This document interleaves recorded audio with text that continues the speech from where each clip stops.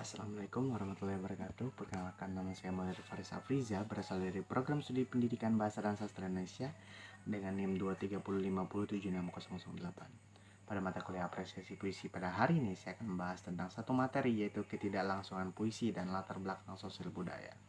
Nah, tanpa berlama-lama, mari kita langsung ke videonya.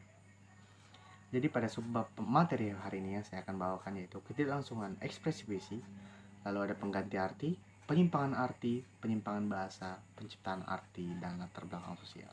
Jadi tanpa berlama-lama langsung ke subbab yang pertama.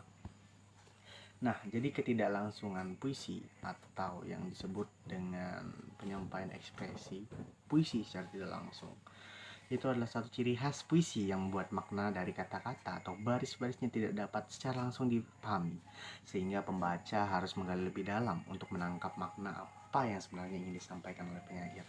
Nah, biasanya ketidaklangsungan ekspresi puisi ini menggunakan majas, simbol, metafora, atau bahasa kiasan lainnya untuk sebagai cara untuk mengekspresikan puisi secara tidak langsung, sehingga pembaca itu harus menggali lebih dalam.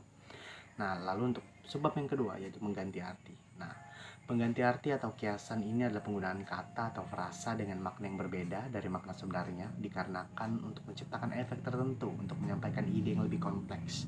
Nah, pengganti arti ini sebagai juga untuk nilai tambah estetika agar kata yang diciptakan lebih indah. Nah, biasanya pengganti arti ini seperti metafora, simile, personifikasi, metonimi, dan sebagainya. Nah, ini juga pernah saya bahas di video sebelumnya.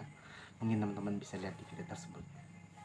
Nah, lalu sebab selanjutnya itu penyimpangan arti. Nah, dijelaskan oleh Rivatere pada tahun 1978 pada halaman 2 bahwa penyimpangan arti ini terjadi apabila dalam sajak terdapat ambiguitas, kontradiksi, ataupun nonsens. Nah, karena apa yang dimaksud ambiguitas, kontradiksi, dan nonsens? Jadi yang pertama, ambiguitas itu adalah sesuatu yang terjadi ketika kata atau frasa atau kalimat memiliki lebih dari satu makna ataupun interpretasi. Jadi sehingga menciptakan ambiguitas ketika pembaca melihat kata atau frasa tersebut. Nah, sehingga menciptakan lapisan makna yang lebih kompleks dan menantang pembaca untuk mempertimbangkan beberapa kemungkinan. Jadi apakah dalam kata ini memiliki arti yang ini atau arti yang satunya, seperti itu. Nah, lalu ada kontradiksi atau ironi. Nah, ini sering muncul dalam bentuk ironi seperti situasi di mana ada ketidaksesuaian antara makna yang diharapkan atau permukaan dengan makna yang sebenarnya yang lebih dalam.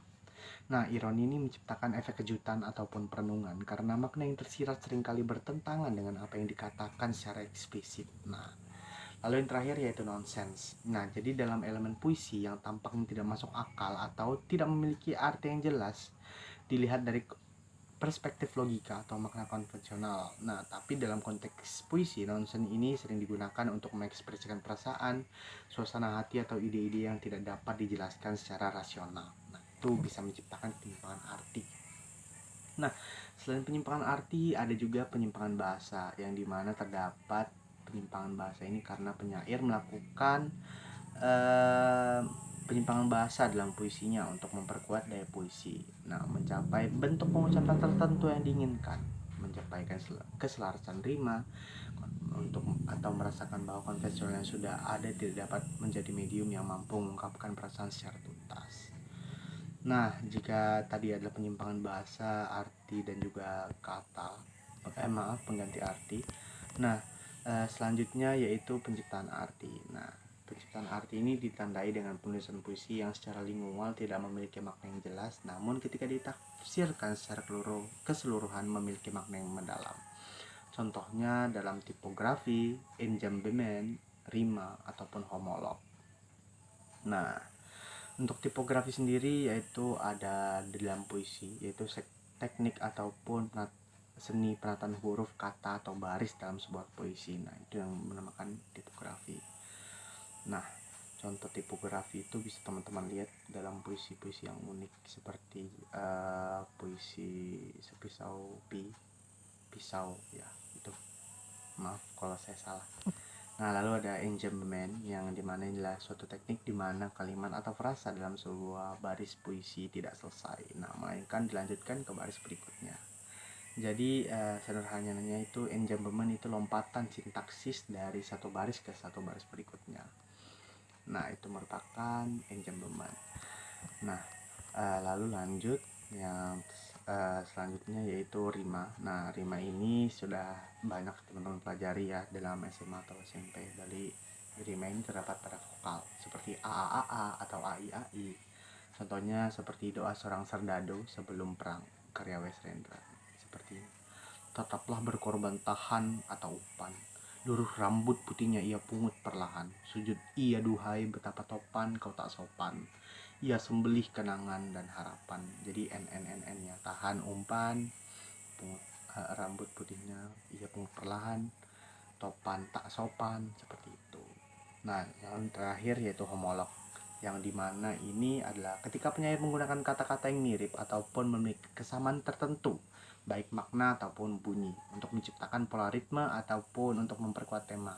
Tentunya contohnya itu dalam puisi yang menggunakan kata-kata dengan bunyi serupa seperti rindu dan sendu. Nah, itu merupakan contoh dari homolog. Nah, lanjut untuk yang terakhir yaitu latar belakang sosial budaya. Nah, jadi pemahaman puisi ini juga nggak bisa lepas dari lingkungan sosial dan budaya penyair, karena unsur seperti tokoh, adat istiadat, nilai kemasyarakatan yang ada di dalam puisi. Dengan memahami latar ini, kita bisa menggali lebih makna yang ada di dalam sebuah karya sastra. Jadi seperti di mana penyair itu lahir, pasti tidak akan jauh karya sastranya dari latar belakang sosial budaya si penyair, seperti itu. Nah, jadi mungkin itulah materi yang bisa saya sampaikan. Kurang lebihnya mohon maaf. Semoga kita bisa bertemu lagi di video selanjutnya. Sampai jumpa. Wassalamualaikum warahmatullahi wabarakatuh.